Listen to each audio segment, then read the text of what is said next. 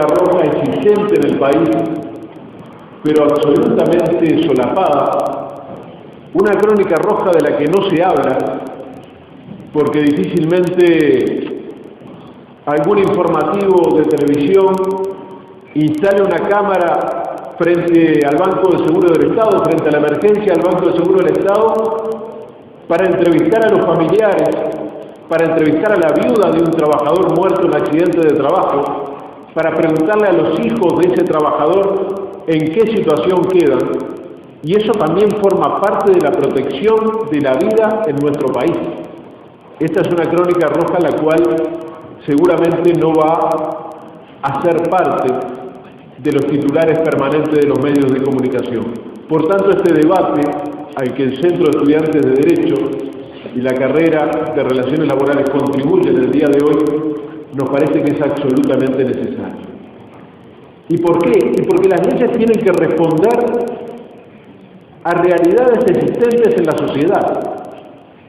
Y nosotros compartimos integralmente el hecho de que las leyes penales por sí solas no resuelven las problemáticas de los países. Es más, en momentos en que arrecian campañas diciendo que hay que bajar la edad de imputabilidad para que vayan presos jóvenes de 16 años, nosotros no creemos en esa solución. Sí creemos en soluciones integrales. Y las soluciones integrales en este tema las viene encarando desde hace mucho tiempo el movimiento sindical. Nosotros decimos, una ley de responsabilidad penal del empleador tiene que conjugarse con una política de prevención, una política de conocimiento de los derechos. Tiene que conjugarse con una política de fiscalización que viene llevando adelante y mejorando notoriamente la Inspección General del Trabajo. Y tiene que aplicarse también el derecho penal. Cuando planteamos estos aspectos, partimos de la base de que existe en nuestro país una situación en materia de accidentes de trabajo que ha tenido determinado desarrollo.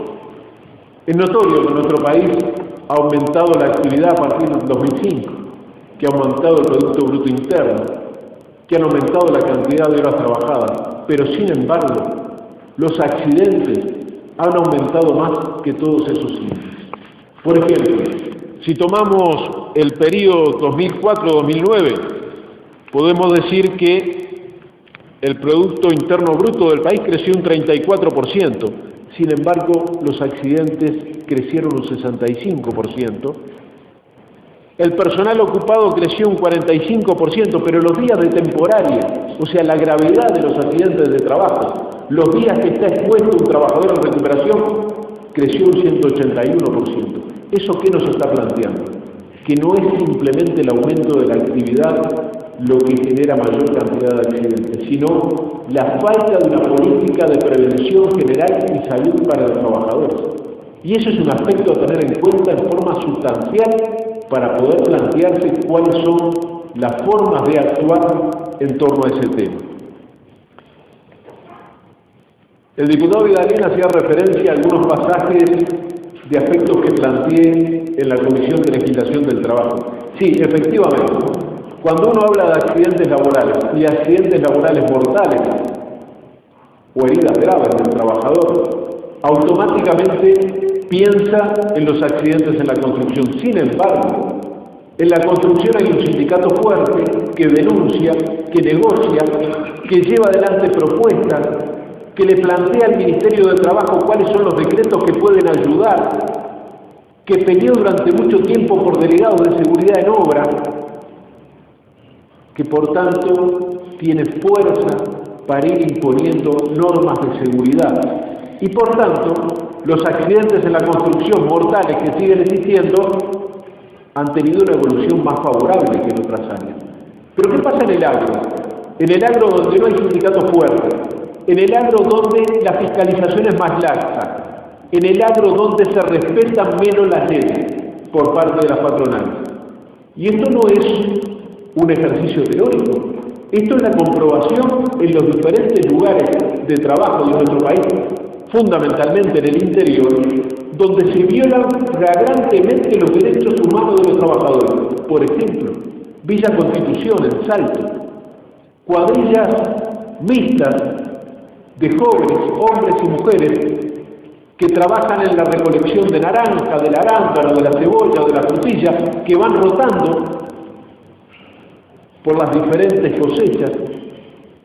Y por ejemplo, tienen que ir a recoger naranja al monte y se encuentran con pastizales de 1 metro, si bien el convenio rural dice el pasto a ras del piso, y hay 1 metro de pasto en estos montes, es un hervidero de yarará. Cuando los jóvenes dicen no podemos entrar a trabajar en esas condiciones, se les contesta por parte del responsable del trabajo, no que lo van a despedir, porque en realidad no está en planilla. Simplemente que la próxima vez que pase el camión por el barrio no lo van a dejar subir para ir a trabajar. Y esta presión se ejerce en forma permanente.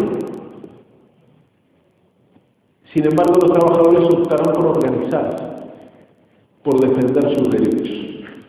Ahora, si el Estado como tal no cumple su función en un derecho como el derecho laboral, que es un derecho protector, y es un derecho protector porque es una relación desigual entre un actor fuerte y un actor débil, y cumplir la función del Estado implica la fiscalización, que se hacen grandes esfuerzos por mejorarla, pero también generar leyes que tiendan a la protección de la vida. Ese bien jurídico que decimos que hay que tutelar, ¿cuál es? El tema de la vida. Nosotros, de alguna manera, en forma involuntaria, cometimos una omisión. El doctor hacía referencia al primer proyecto presentado en la Comisión de Legislación del Trabajo, proyecto que fue presentado para generar el debate y para que se nos planteara, porque fueron invitadas las cátedras de Derecho Penal, el Instituto del Derecho al Trabajo, las cámaras empresariales, el movimiento sindical, para que nos dijeran cuál era su visión en cuanto a esta intención de legislar y que la ley se comportara como un elemento más, como una herramienta más dentro de esa integralidad. Y en realidad recibió muchas críticas el proyecto original de 4 puntos. Las cámaras empresariales lo criticaron por unanimidad. Dijeron que era un disparate, que en nuestra legislación ya estaba establecido las sanciones penales en el caso de homicidio, en el caso de lesiones y demás. Dijeron que discrepaban con los diferentes aspectos que estaban ahí planteados. Sin embargo, decía, partimos de la base de que es algo bien intencionado lo que se quiere hacer. A renglón seguido nosotros dijimos, bueno, después de la crítica va a venir la propuesta, nos van a decir, bueno, este título, este artículo no es conveniente porque lesiona aspectos de derechos humanos, como en el tema de la libertad, pero proponemos tal y cual aspecto porque nos interesa preservar la vida del trabajador. No recibimos un solo aporte de las cámaras empresariales.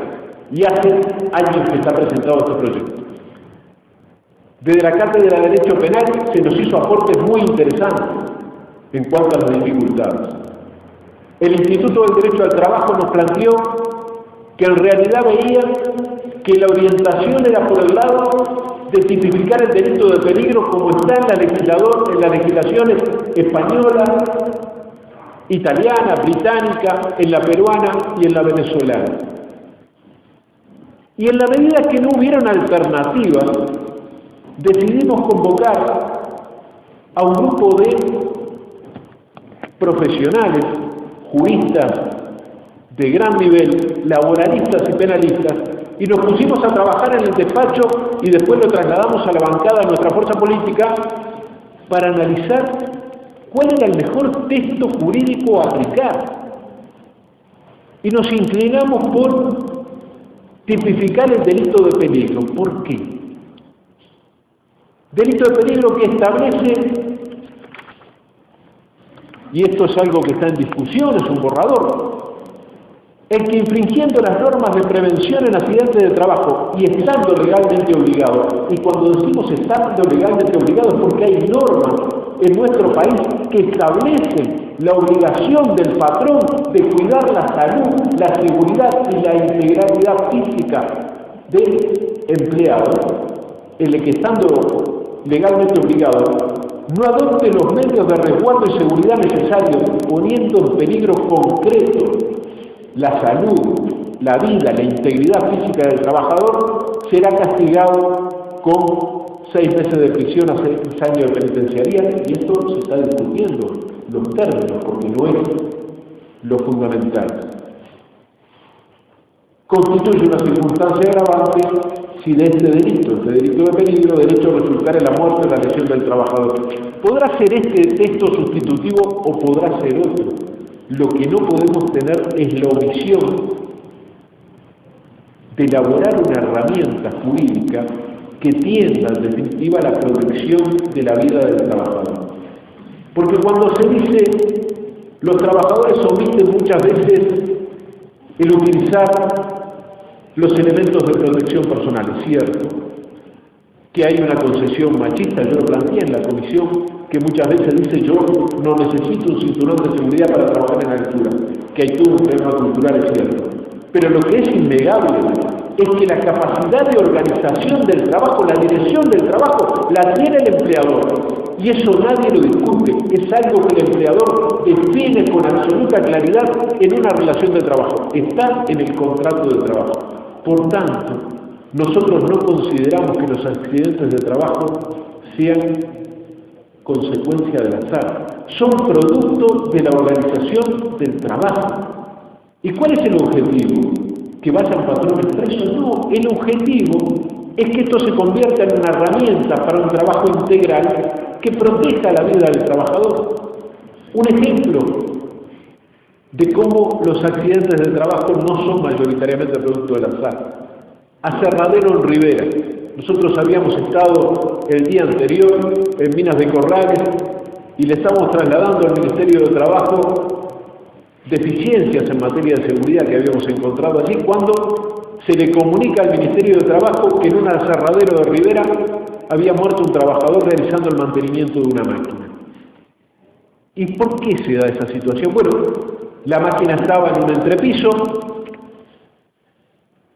la palanca que accionaba el funcionamiento de esa máquina estaba en planta baja, no había ningún precinto de seguridad ni ningún protocolo de seguridad que estableciera que esa máquina no podía ponerse en funcionamiento mientras hubiera un trabajador que estaba dentro de la máquina realizando el mantenimiento. Bueno, esa máquina se puso en funcionamiento.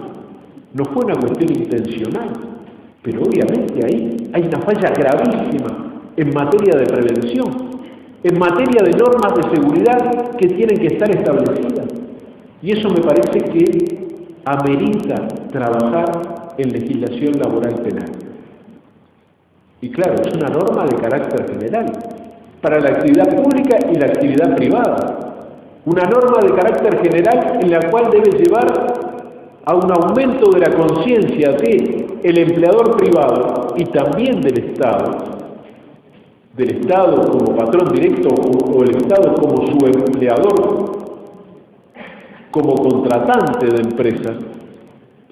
Hace pocos meses nos encontramos con la situación de la poda en Montevideo. Trabajadores que estaban frente al cementerio del museo trabajando en la poda. Nos informaron que las condiciones de seguridad no se estaban utilizando cintos de seguridad y demás. Concurrimos, hablamos con el encargado de la obra, dijimos, pero de la poda, digo, pero esto es un disparate, va a haber un accidente, los trabajadores están subiendo como cocoteros, no utilizan los cintos de seguridad. Y el encargado nos decía, es que yo les digo, pero lo que pasa es que en realidad, como están trabajando a destajo para sacar un jornal adecuado, les resulta más fácil saltar de una rama a otra, porque en realidad, si no, se les retrasa mucho el trabajo y el pago va a ser en consecuencia. Y perdónenme la expresión para nada académica en este recinto, pero en realidad, si la Intendencia contrata empresa que tiene a sus trabajadores trabajando a destajo, estamos en el horno. Para esto también hay que establecer normas que conjuntamente con la prevención, con la difusión, con la fiscalización y normas de carácter penal establezcan con absoluta claridad que la protección de la vida del trabajador tiene un valor sustancial y es por eso que estamos trabajando. Este texto que yo leía recién, que tipifica el delito de peligro, que está directamente relacionado con la legislación española, que se aplica desde hace unos años en Perú y que según nos dicen los trabajadores de la construcción de Perú, que estuvieron hace poco tiempo en un congreso de la construcción del Zunca, bajó a 1/3 la cantidad de accidentes graves. ¿Podrá ser este texto o podrá ser otro? Lo que yo estoy convencido, que el Uruguay no puede darse el lujo de seguir omitiendo el establecer normas de responsabilidad penal, porque de lo contrario le estamos dando un valor diferente a la vida del trabajador, no estamos tutelando, protegiendo la vida del trabajador. Cuando hace ya el año pasado, hace unos cuantos meses, todos asistimos a un hecho terrible, un hecho delictivo realmente grave que creo que conmocionó a toda la sociedad, como fue el asesinato de un trabajador en La Pasiva, que fue pasado a reiteración ese video por los medios de comunicación. Se pasó decenas de veces. 2 horas antes, en el puerto, trabajando por una empresa tercerizada, había muerto un trabajador de la construcción. Nadie se enteró. No se enteró absolutamente nadie. Por eso yo digo que hay una crónica roja que está solapada. Y esa crónica roja, donde muere un trabajador por semana en accidentes de trabajo, y no tenemos todos los registros, que cada 2 días un trabajador queda con una secuela permanente, yo creo que amerita el compromiso de todos los actores sociales y políticos de este país, y creo que la universidad tiene un papel fundamental en establecer un debate, en amplificar este debate. Tenemos el compromiso de buscar las mejores alternativas para esto. Alternativas que, insisto, no pasan porque vayan gran cantidad de patrones presos. Yo no creo que en España, no creo que en Inglaterra, no creo que en Italia haya largas colas de patrones yendo presos. Lo que creo que sí se ha contribuido a establecer desde el punto de vista cultural la necesidad de proteger la vida de nuestros trabajadores. Es en esto que estamos trabajando. Y sin duda que hemos recibido por parte de los medios de comunicación, los mismos que no informan de la gravedad de esta situación, críticas en cuanto a que en realidad lo que queríamos era una actitud revanchista con las empresas y demás. No, lo que queremos es proteger la vida del trabajador. ¿Será este texto que yo leí, que es un texto alternativo que se está discutiendo, o será otro? Y tal vez para eso también les pedimos la colaboración a ustedes, le pedimos la colaboración a los profesores. Ahora, lo que no es válido desde nuestro punto de vista es decir, este proyecto no cumple con los requisitos, entonces archivémoslo, porque en ese caso lo que se amerita fue lo que nos dijeron las cámaras empresariales. Y yo me hago responsable de lo que digo. Creo que a las cámaras empresariales no les gusta este proyecto y no les gusta ningún otro, porque en realidad cada vez que se ha tratado de consagrar un derecho de los trabajadores, sea la ley de negociación colectiva, sea la ley de fueros sindicales, cada una de las leyes que tienden a consagrar derechos, las cámaras empresariales nos dicen que va a ser la apocalipsis. Nos dicen que va a empezar la desocupación, que no va a haber inversiones, que la gente se va a quedar sin trabajo y que va a ser un desastre. Desde el 2005 que se vienen aplicando leyes de protección a los trabajadores, las cámaras empresariales nos dicen votar esa ley es el equivalente a aumentar la desocupación en el país. Nos plantean una hecatombe. En realidad, yo creo que acá la hecatombe es seguir permitiendo que los trabajadores mueran de esta manera. Muchas gracias.